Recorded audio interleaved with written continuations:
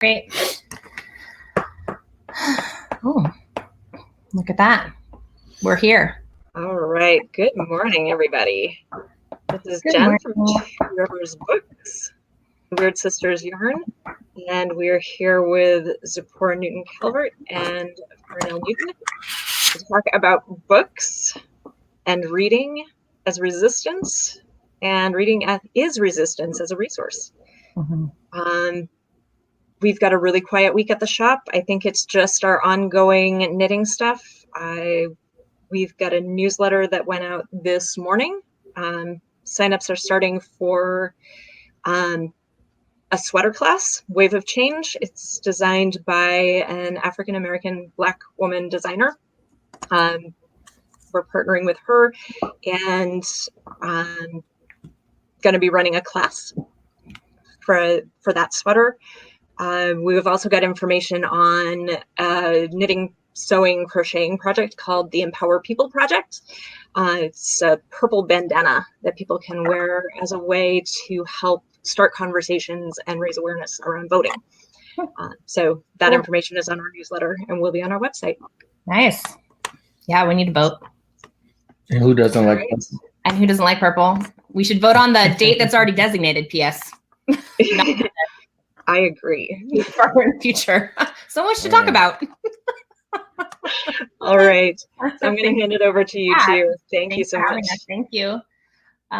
This is Zipporah Newton Calvert and Farnell Newton from Reading is Resistance and other things. We're practicing because we're going to have a podcast. So yes, hello, definitely friends. Going to do a podcast. For those of you who don't know about Reading is Resistance, our mission is to create opportunities for parents and teachers to start or expand diverse, inclusive libraries, and I'm going to footnote that and talk about it later, the word, and reading experiences for kids and youth, and for those conversations, for those reading experiences to seed conversations about racial equity and to also seed action in our community.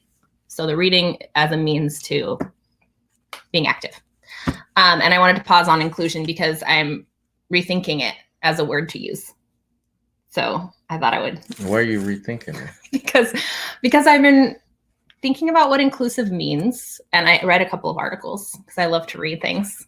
And I'm thinking a lot about language. I've been talking about it with my students. And one of the things that I think teachers probably are thinking about right now, just like me, is what kind of frameworks and language we want to have in the classroom so that we can have conversations about race. So inclusive, from what I'm feeling and understanding, means like inviting someone to the table that you already have. Mm-hmm. But then that's still your table. Like I'm including you.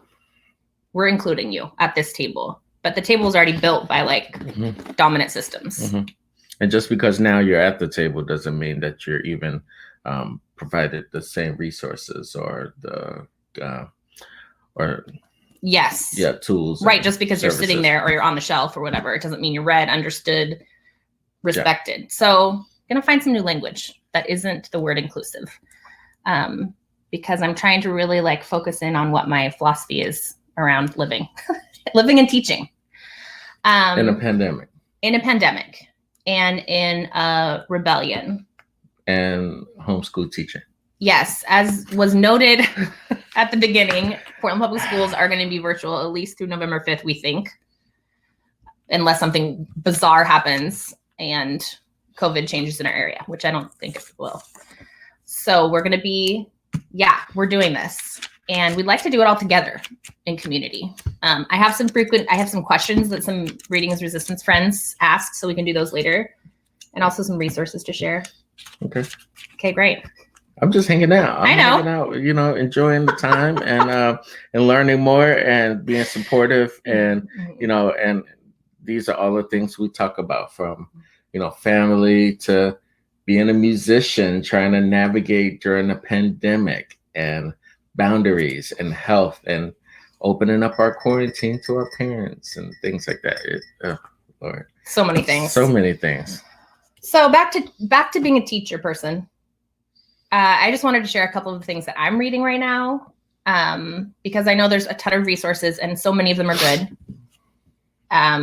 But sometimes it's nice to just have a recommendation of a couple things that would be good to read. So One book that I am reading again, so that's a pretty good recommendation, is Dr. Bettina Love's We Want to Do More Than Survive.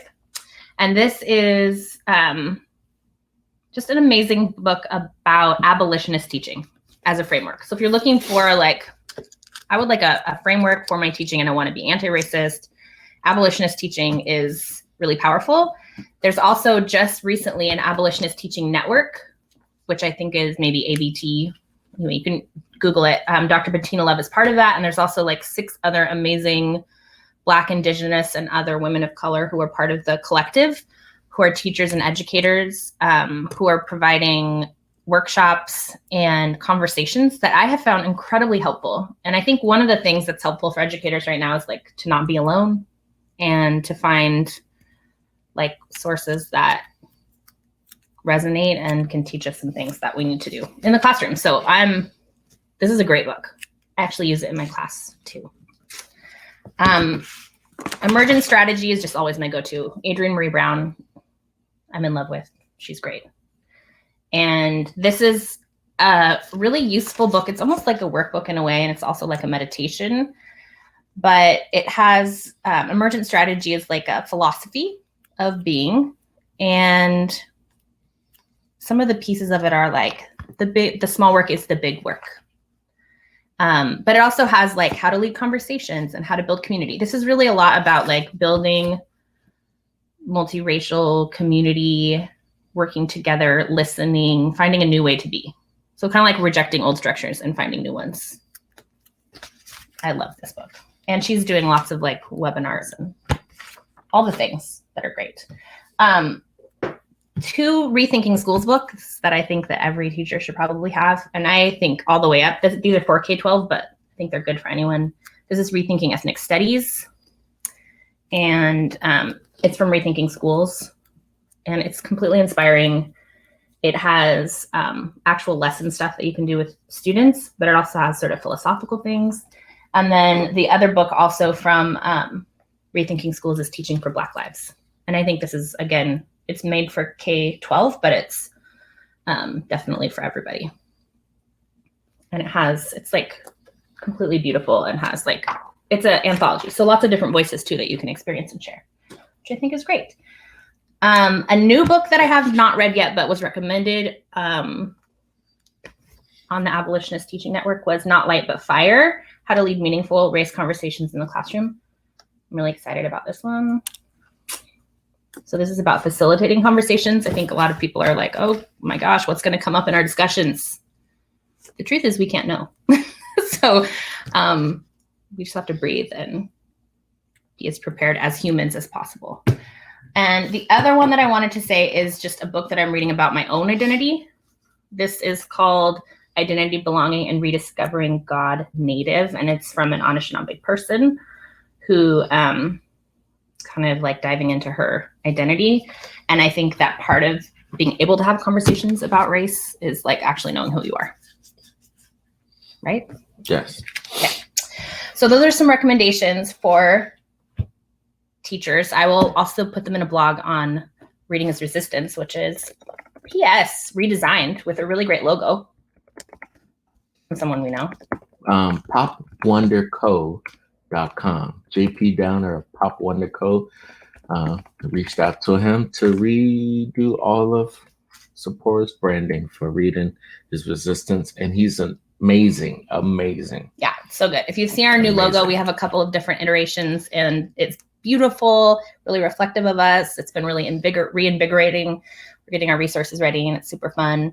He really listened to me during the process and also gave his expertise and insight, which was wonderful.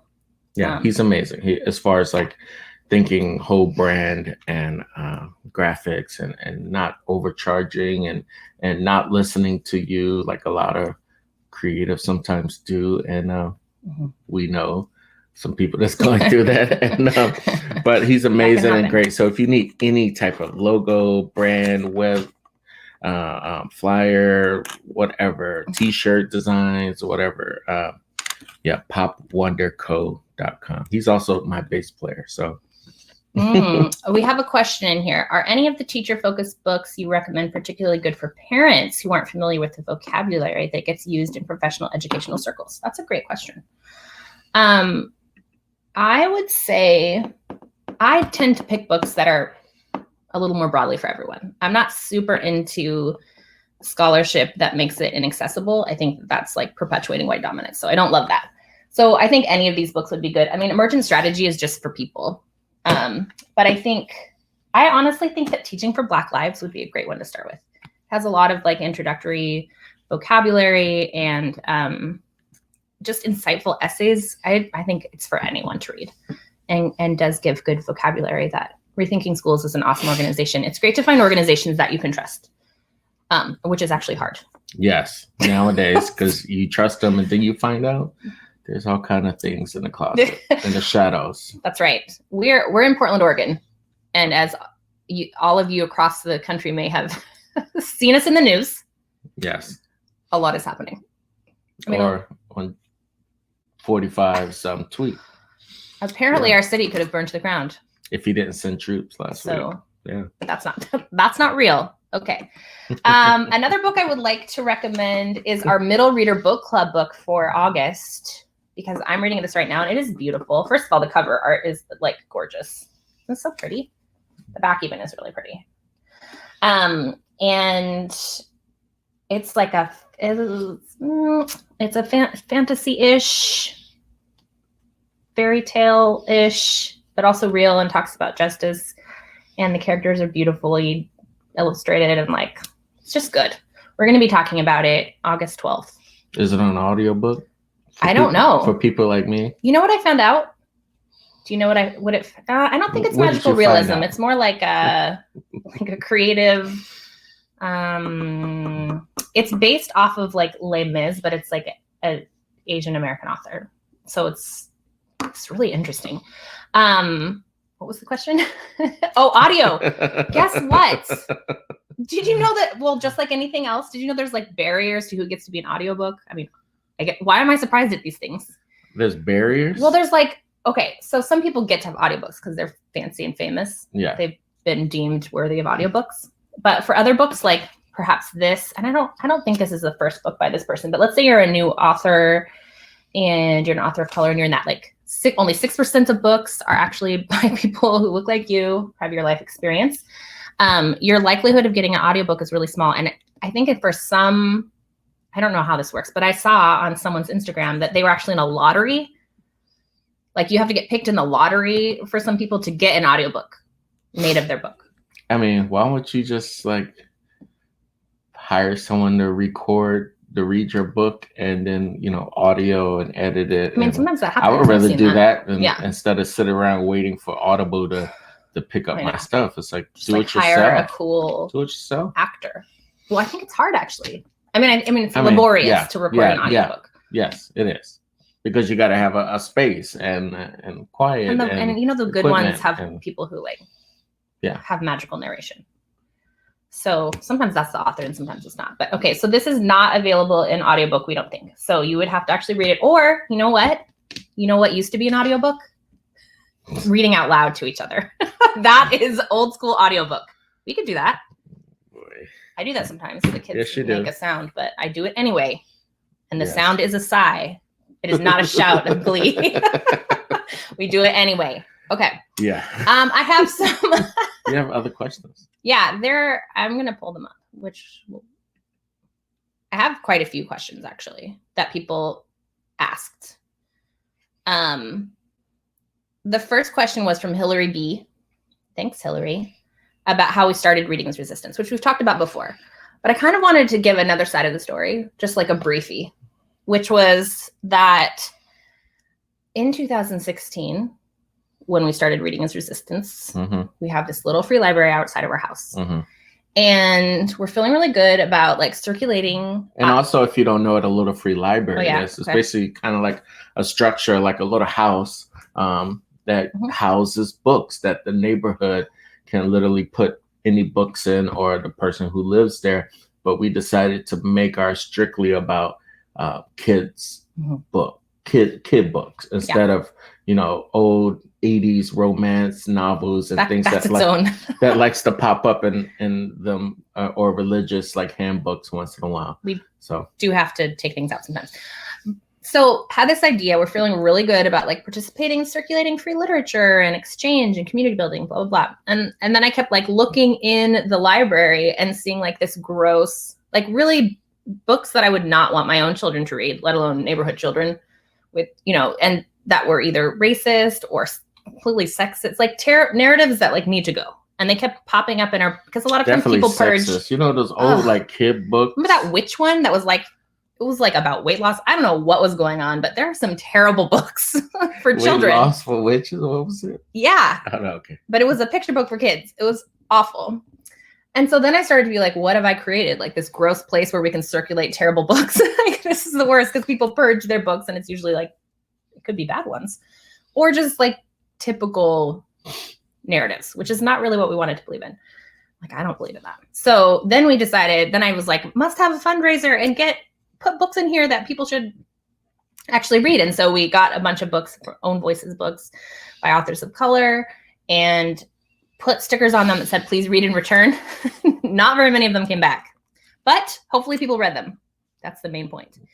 And then just started thinking about like being a book lover and being someone who circulates reading and information. How can I be more accountable to the community? That's really what I was thinking about. Like, I don't want to be just recirculating gross stuff. Yeah. Sure. So that's really what the project came from. And then it morphed.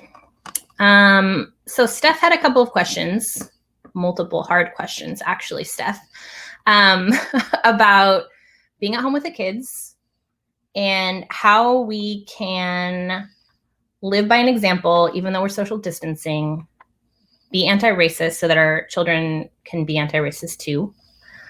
I think that's a common question about like how to do that. Do you have any tips? I would say just like, you know, speaking out for things on social media and speaking up for things that are right and also letting people know of the things that are wrong as well and supporting that. But also I feel like just doing the work as a parent of raising anti-racist kids is 100% what we need. And because it's not taught. Yeah. No. If you think about it, school does not teach you how to be anti-racist. They barely teach you about Black or Indigenous or Native or whatever. They barely teach you about anything else besides what the government wants to teach them. So for you to just put in that time and effort to really teaching your kids is doing tremendous work and helping hopefully the community grow and having kids that are anti-racist, because a lot of people don't do that, and then their kids get swept up in this thing, and next you know they're around racist people and they're doing these things. Yeah, I mean that's what it's like the main teaching is racist. So what we have to do is counter that all the time. I mean, I really like what you said about like our own self-learning. I think that we have to be anti-racist, committed to anti-racist learning. Like you're never done, right? Yeah. Anti-racism is like a practice, not an end product.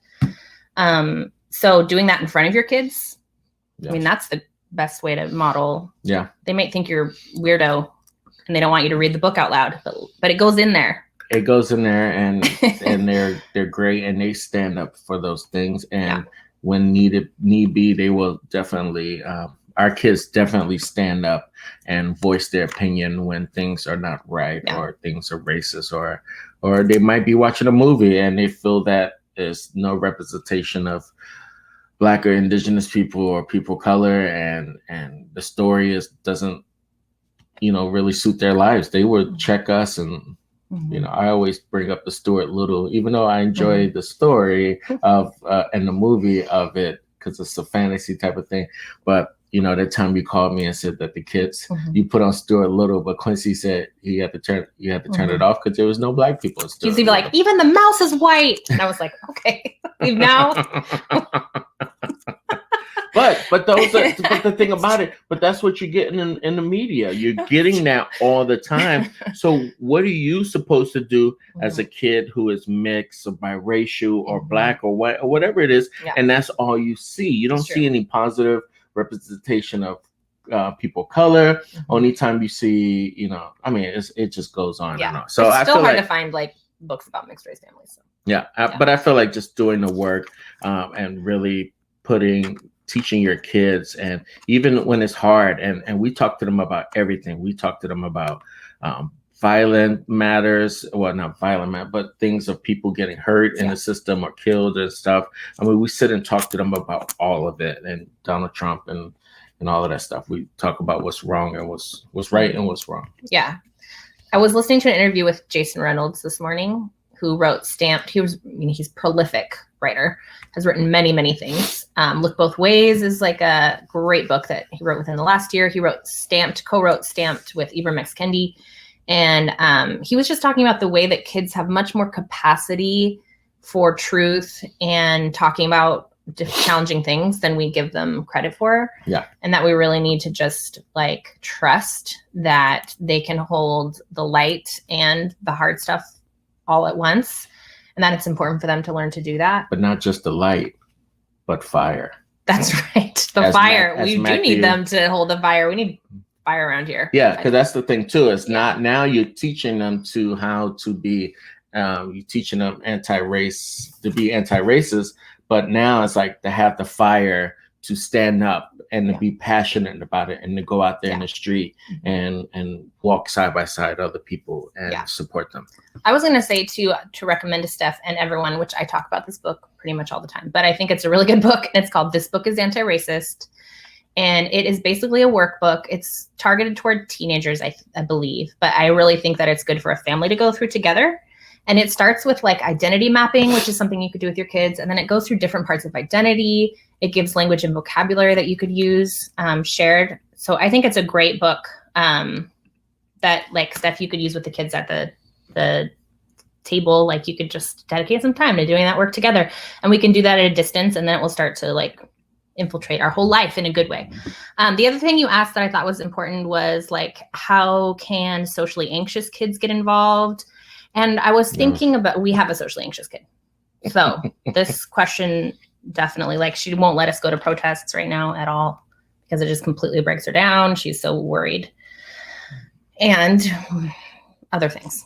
Yeah. But I think one of the things to remember is that revolution happens through a lot of different means. It's not just crowded groups and loudness, and that's important. Which is kinds. very important, but at the same time, there's many other different ways. And even here at the house, we made sure that the kids go outside and they're making signs and chalking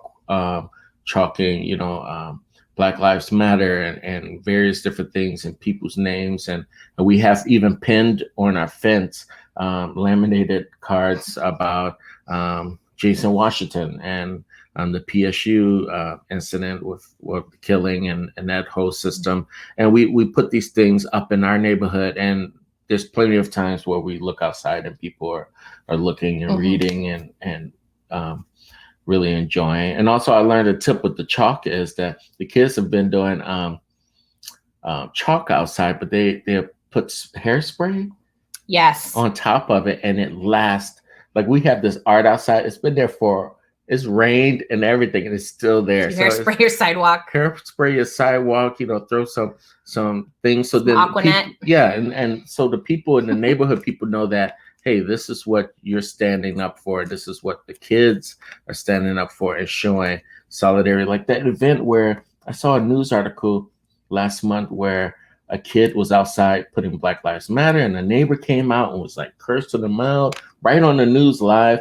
But it brought the kids together of the community. It brought the families together and the showing support of Black lives. And they probably wouldn't even have known that they had these various similar beliefs without their kids actually going outside and doing, their form of protest and showing solidarity.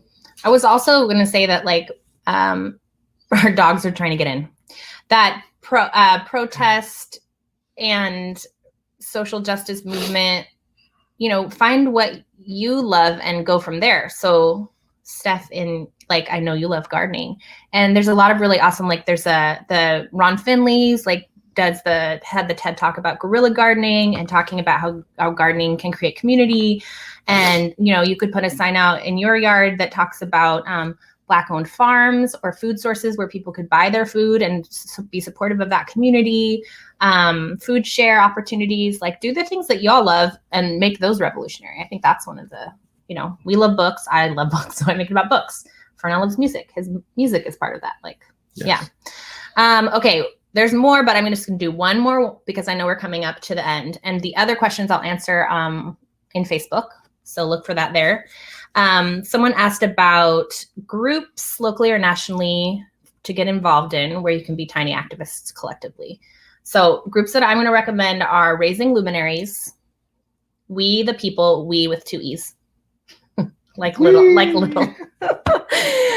Embrace Raise, which is a great organization that has lots of talks. I've been listening to their series on multiracial parenting, and it's so good, really helpful, and I've learned a lot. Don't Shoot PDX always. We try to always support the local organizations before we try to do anything outside of our box. And they definitely do stuff youth oriented as well.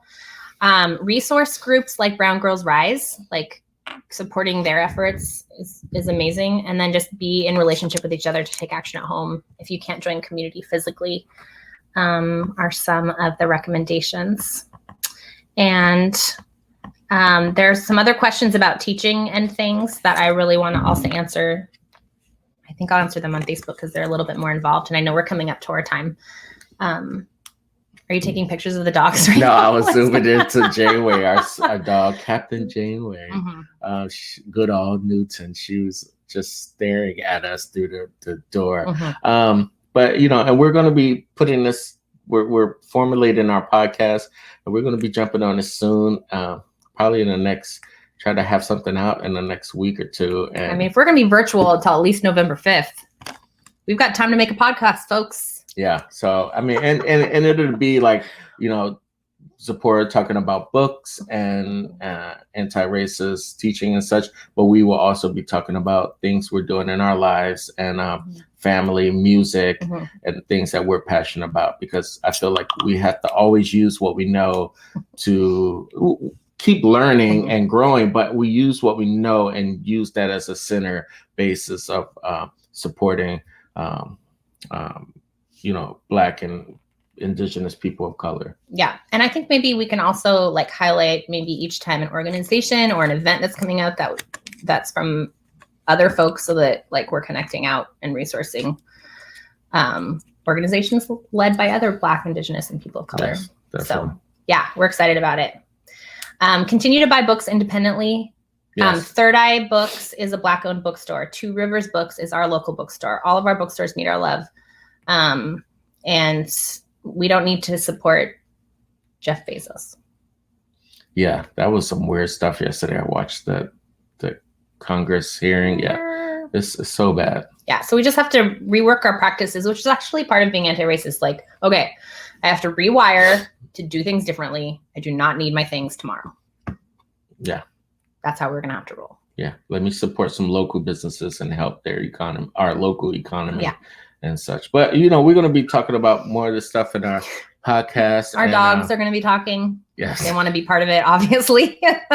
And we're just trying to keep supporting local organizations and families who are struggling just like us with homeschooling, pandemic, families, relationships, love, education, all of those things. That's important. Yeah. Hey, Jen. Hey. Thanks for having us again. Absolutely. Thank you. You guys actually reminded me of something that we are planning. We don't have the details yet, but we're trying to put together a food equity conversation panel to talk about food equity and social justice and how they intersect and how they're working, what's happening around those issues here in Portland, because we actually do have some awesome work happening in those spaces. Yeah. I wanted to give a mention because I'm going to have educator Matt Ross, former principal and math teacher, and wonderful educator and revolutionary, Matt Ross, will be on with us next week to talk about books he reads with his kids. He's going to be homeschooling for the first time his 2.5 and 6-year-olds. So we're going to talk about books. That sounds awesome. Yeah.